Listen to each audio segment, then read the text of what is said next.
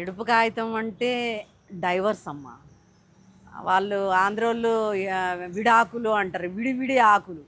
విడివిడి ఆకులు అంటే విడివిడి ఆకులు, విడాకులు అని అర్థమైనప్పుడు విడ ఏంటి ఇడుపు కాగితాలంటే ఎందుకు అర్థం కాదమ్మా? వాంటెడ్‌లీ అది పొలిటికల్‌గా దాన్ని అంటే తెలంగాణని, తెలంగాణ యాసని, తెలంగాణ అస్తిత్వాన్ని, తెలంగాణ భాషని, తెలంగాణ కల్చర్‌ని ఒక హేళన చేయడము అనేది ఒక 60 ఏళ్ల నుంచి జరుగుతుందని ఆ వేదనతోనే కదా తెలంగాణను తెచ్చుకున్నది. అనేక మంది బిడ్డల ప్రాణత్యాగాలతో తెలంగాణ వచ్చిందనేది వాస్తవం. ఇప్పటికీ అంటే ఇప్పుడు 12 ఏళ్ళయింది తెలంగాణ వచ్చి, తెలంగాణ విడిపోయింది, తెలంగాణకు విడాకులైంది, తెలంగాణ విడిపత్రాలైంది.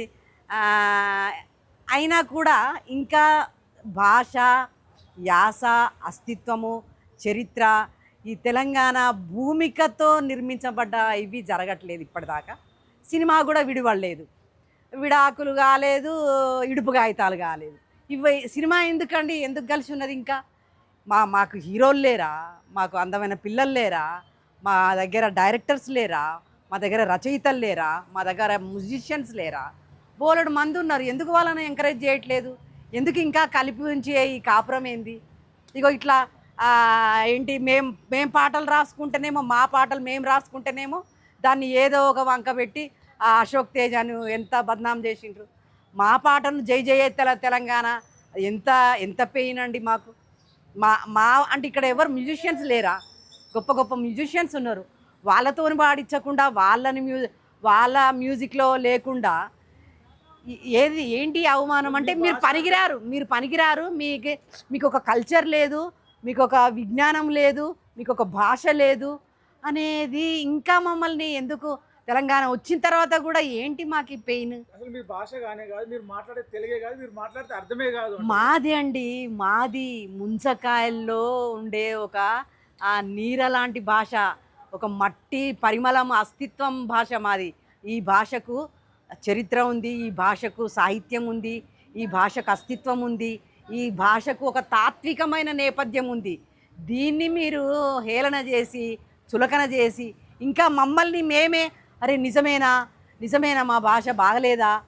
మాది కాని భాష 60 ఏళ్ళు చదువుకున్నాం. మాది కాని భాష, మాది కాని సంస్కృతిని మా మీద వేసి రుద్ది మా అవ్వ ఆనిక్కాయ అంటే నేను సొరకాయ అనాల్సి వస్తుంది. మా అవ్వ ఏంటి పుంటికూర అంటే నేను గోంగూర అనాల్సి వస్తుంది. ఏంది మాకు ఈ దౌర్భాగ్యం? మా భాషలో మమ్మల్ని మాట్లాడుకొని మా భాషని గౌరవంగా పెట్టుకోండి సినిమాలలో. కాదు హేళనగా పెట్టుకున్నారు, లేకుంటే ఒక పరిమళం లాగా పెట్టుకుంటున్నారు, ఫ్లేవర్గా పెట్టుకుంటున్నారు. కానీ గౌరవంగా పెట్టుకోవట్లేదు. గౌరవంగా తెలంగాణ భాషను, సంస్కృతిని, అస్తిత్వాన్ని గౌరవంగా మీరు రిసీవ్ చేసుకోవట్లేదు. ఫ్లేవర్గా మార్కెటైజ్ చేసుకుంటున్నారు. కానీ దానికి ఒక మానవ సమాజానికి సంబంధించిన భాషా చరిత్రల పట్ల మీకు ఎలాంటి గౌరవం లేదు. ఇక్కడ నీళ్లు తాగుతారు, ఇక్కడ గాలి పీలుస్తారు, ఇక్కడి ఆస్తులతోని మీరు అమెరికాలకు పోతారు, విదేశాలకు పోతారు, ఇంటర్నేషనలైజ్డ్ ఫిగర్లు అవుతారు. కానీ ఇక్కడి ప్రజల్ని మాత్రం హేళన చేస్తారు, ద్వేషిస్తారు. ఇది ఇట్స్ నాట్ గుడ్. ఇది ఇది ఇది ప్రజా సంస్కృతి కాదు. ఇది ప్రజల పట్ల ఉండే గౌరవం కాదు. వాళ్ళ భాషని మీరు మార్కెటైజ్ చేస్తున్నారు, మీరు వాళ్ళ ఫ్లేవర్గా మార్కెటైజ్ చేస్తున్నారు. కానీ దాన్ని గౌరవించే ఒక సంస్కృతి నేర్చుకోండి. అది భాష అంటే దాని చుట్టూ ఒక రాజకీయం ఉంటుంది, ఒక సామాజికం ఉంటుంది, ఒక కులం ఉంటుంది, ఒక జెండర్ ఉంటుంది, ఒక ఆధిపత్యం ఉంటుంది, ఒక బానిసత్వం ఉంటుంది. భాష చుట్టూ ఇవన్నీ ఉన్నాయి. దాంట్లో ఉండే కాన్ఫ్లిక్ట్స్ని, డైవర్సిటీని అర్థం చేసుకోవాల్సిన అవసరం ఉంది.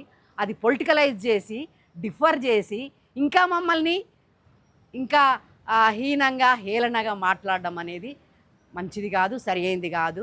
ఇక్కడ బతుకుతున్నారు, బతకండి, మాతో కలిసి బతకండి, కానీ మమ్మల్ని హేళన చేయొద్దు అని మేము మిమ్మల్ని ఏమంటారు, ఇది ఇది ఇట్స్ మై డిమాండ్.